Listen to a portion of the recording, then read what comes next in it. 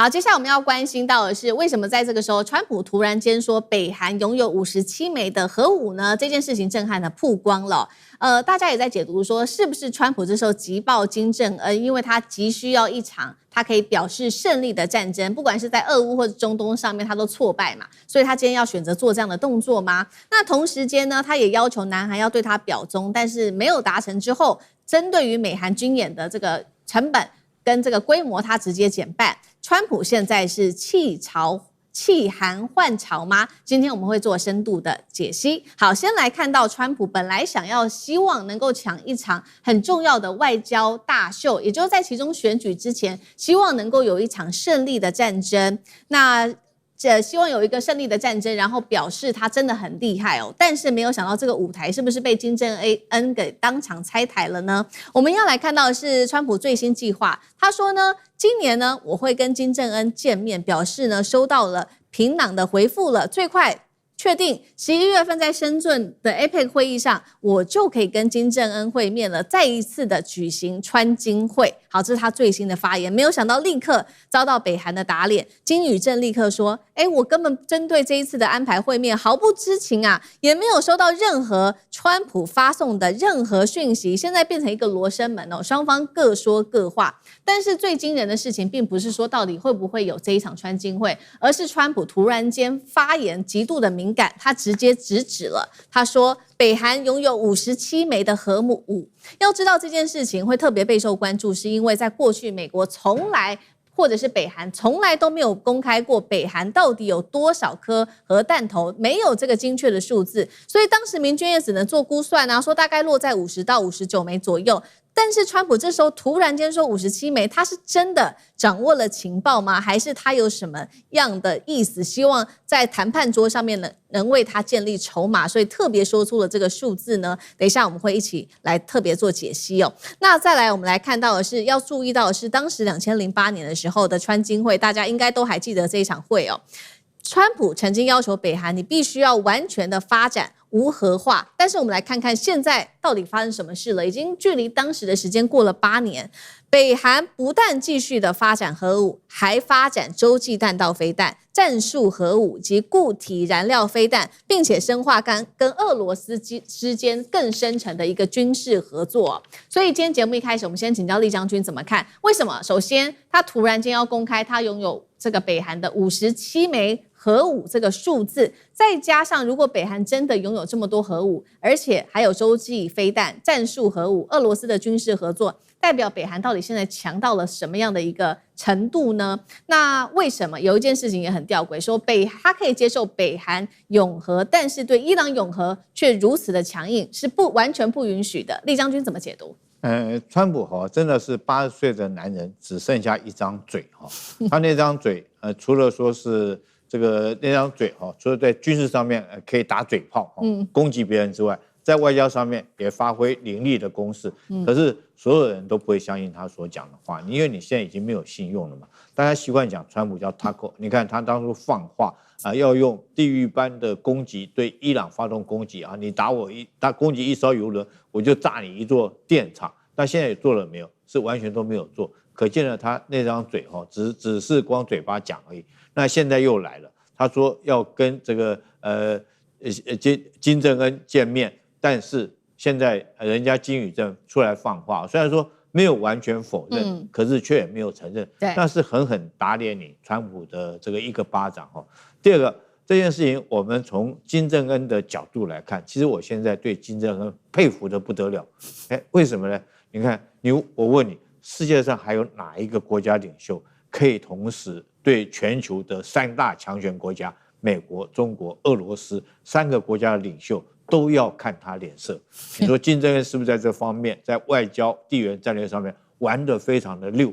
你看我舉例來講，譬如說去年93中國大陸辦閱兵的時候，他就站在習近平旁邊然後他對俄羅斯來講的話，包括普京都必須要看他臉色。他現在甚至於可以派兵派兵去幫俄羅斯打庫斯克戰爭幫俄羅斯奪回領土。最近還聽說派了這個女性的勞動人員去參加俄羅斯幫忙他們做勞動。那現在連美國川普都要看他臉色，都要求着要跟他見面。你說金正恩是不是這個在外交上面確實很溜？你如果從這個角度來看，確實是如此哈。可是我覺得川普今天會講出這種話，其實我覺得非常非常的糟糕。怎麼講？你是不是在變相的鼓勵伊朗要擁有核武啊？如果說金正恩對不對，北韓擁有核武，當初你一直要制裁北韓擁核，你要用各種制裁的手段來逼他限制他核武的發展。他現在真的發展出來了，就你自己親口承認他有57枚的核彈，你不但承認他有57枚，你還表示對他示好哈，然後反而如果說伊朗看到以後，是不是發現說，如果我有核彈的話，美國是不是以後就不敢對我攻擊，甚至於鼓勵一些第三世界的國家是不是也朝擁核來發展？這第二個。那川普這一次來講，對金正恩討好到什麼程度？我覺得真的是有失一個大國的尊嚴哈。除了是在這個外交上面來講的話，他要主動說要跟金正恩見面，但是金與正這個冷回他，就是說我還不曉得這件事情，冷回之外，這是在外交上面，我覺得就打川普一個巴掌。那軍事上面更是如此，軍事上面是川普自己打自己巴掌，外交上面是被金與正打，軍事上面是自己打自己巴掌。你這個時候正在跟韓國聯合實施一個演習，叫以資自由護盾的一個軍演。然後這次的軍演預定連續10天，從17號到27號分為2個階段。第一個階段演習想定是說北韓那邊猝然發起攻擊，那你要採取守勢作戰。然後第二階段你要發動攻勢把這個失去的領土打回來。第二階段是攻勢作戰，也是演習5天。結果川普在演習的前一刻自己喊卡，那是不是在軍事上面你自己也打自己耳光？這個外交上面被金與正打耳光，軍事上也被自己打耳光，所以看得出來金正恩在這個東北亞其實是扮演而後來講一定是扮演更重要的一個地緣戰略的角色。好，所以北韓現在不管是在軍事上面政治聲量上面，都在東北亞這邊具有一定的角色。那反之，我們來看為什麼川普這次急着一定要跟金正恩來舉行這一場所謂的川金會呢？楊老師又怎麼看？我覺得就一個字，煙霧彈。這3個字。然後呢，一個概念呢，它這個煙霧彈，可是呢，它又裡面呈現的是一個戰略的這個失誤。那金正恩跟金與正就很簡單，我覺得他們的想法就是，在這個事情上一個小丑就夠了，你自己去當吧，我們不會配合的。怎麼說呢？這是個煙霧彈嘛，因為在伊朗整個情勢，他都要把戰爭部長赫德塞斯給開除掉了，一定要找另外一個議題來去遮掩他自己在伊朗決策上的種種的失當，很嚴重，而且已經就是開啟了潘朵拉的盒子，讓美國的軍事跟財政，還有外交威望上，其實真的是破解，呈現到我剛剛提到的，就是帝國的這種症候群。那你當然分散伊朗的這個美國困境有沒有用呢？那如果照他的劇本下去的話，說不定有用。可是呢，他這個劇本呈現的是一個戰略的失誤。剛才酈將軍講的很正確了，你在鼓勵伊朗嘛，那鼓勵伊朗就是說發展核武，我自己很感慨啊。我在過去20年的期間，其實參與到東北亞這個安全對話很多時間，也跟北韓的學者有對話過。在整個就是東協區域論壇裡面的東北亞安全問題的這個小組裡面，那裡面有政府的代表，有就是學者的代表。那因此你會看到那個時候6方會談，但經歷過2006到2017連續6次北韓的核子試爆，最後就不了了之。不了了之的情況之下呢，就開始對北韓進行全面的制裁。是那可是呢，也沒有辦法做任何的改善。那因為你擁有核武之後呢，別的國美國就沒有辦法對你做任何的，就是說行動啊。這裡面也提醒我們大家，你在看到兩岸的議題的時候，你不要忘記，今天中國是核武大國啊。北韓只有57枚，我們5年前估計大概就是35枚到60枚之間。他現在川普講了57枚了哈，我想這個一定是他的戰爭部跟他講的數字。你現在中國有多少枚？依照美國的觀點，中國現在600枚啊。所以美中之間會在任何的地方進行任何的軍事交戰行為嗎？美國跟北韓都不會這麼做了，跟中國會嗎？所以當你在承認北韓的核武的時候，你不就等於是在鼓勵伊朗？而且事實上，美國在過去小布希的時候做過同樣的事，他那個時候跟印度承認印度的核武地位，可是不承認巴基斯坦。可是你現在看巴基斯坦跟美國跟川普的關係多好，同時那日本呢？我們講的韓國呢，日本更尷尬了，搞了一個靖國神社參拜，惹怒了這個從俄羅斯到韓國到中國，你現在連北韓美國都要去跟他哥倆好，那但是呢，我就最後一句話就是，那北韓都看得很清楚啊，這個劇你一個小丑就夠了，我絕對不會給你伴隨的跟你去演哦，你把我當傻子嗎？他們當然知道川普這個他整個的這種煙霧彈的用意以及戰略失誤的這些問題。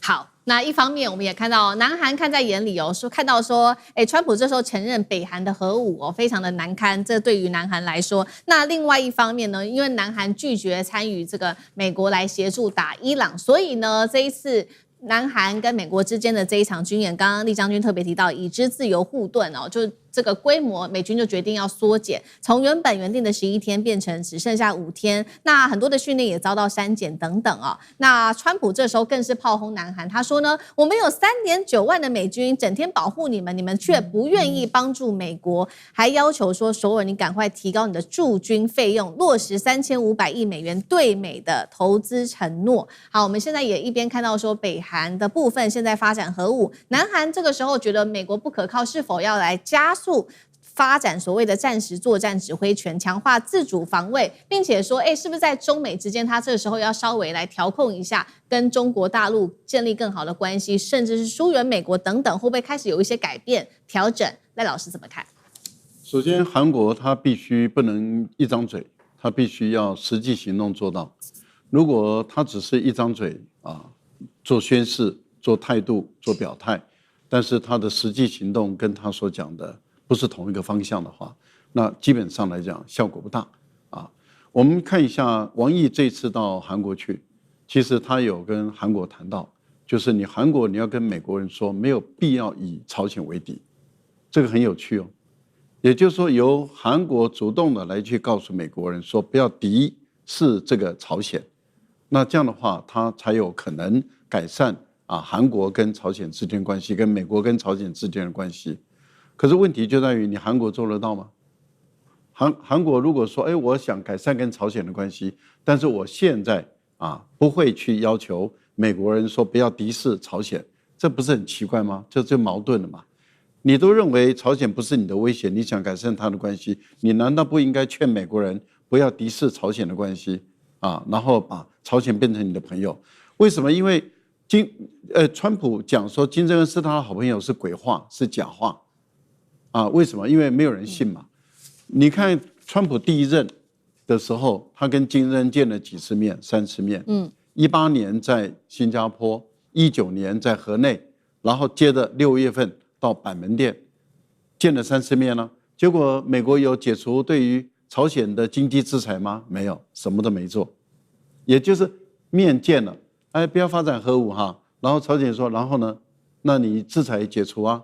沒有解除。中國跟韓國人說，你解鈴還須繫鈴人你就到聯合國安理會提出要解除部分的朝鮮的經濟制裁，我們可以幫助你。這個時候我們可以來談核武的問題。然後韓國人做了嗎？沒有做。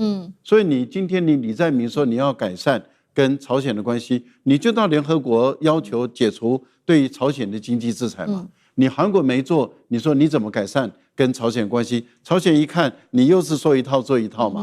你美國川普你也是說一套做一套，你們都是就嘴巴講，但是你根本沒有改善跟我的關係。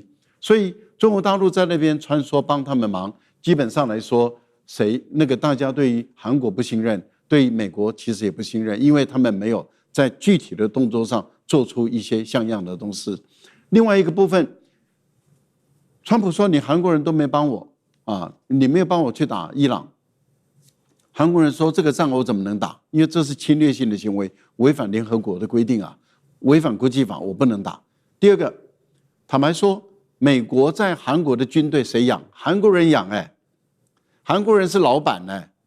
但是問題就在於，我養你美國人的軍隊，結果我的軍隊還要聽你美國人的。你不覺得這人類間最荒唐的事都在上演嗎？荒謬劇不斷的在上演，就是現在的韓國跟日本，也就是養的美國人的軍隊，然後軍隊還聽美國人指揮，然後美國人說我要把你韓國的軍隊用來插進中國心臟的這個匕首，這個匕首，那各位想想，美國跟中國會好嗎？美國人要用韓國人的軍隊插中國人的匕首，意思也就是要中韓之間打仗嘛。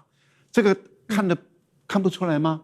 所以中韓之間、中美之間、韓朝、韓中之間、韓美之間，不是呈現出你韓國人跟日本人就是等於是美國人的奴才，不是嗎？好，謝謝賴老師。那我們休息一下，馬上回來。觀眾朋友們，我們要開會員頻道啦！因應呢美中、中東還有印太的亂局，你看到的是新聞，我們看到的是背後誰在操控這個世界。加入會員可以取得獨家視角的通行證，你將優先取得更深的觀點判讀，包括了核心真相分析、歷史脈絡拆解、局勢推演邏輯。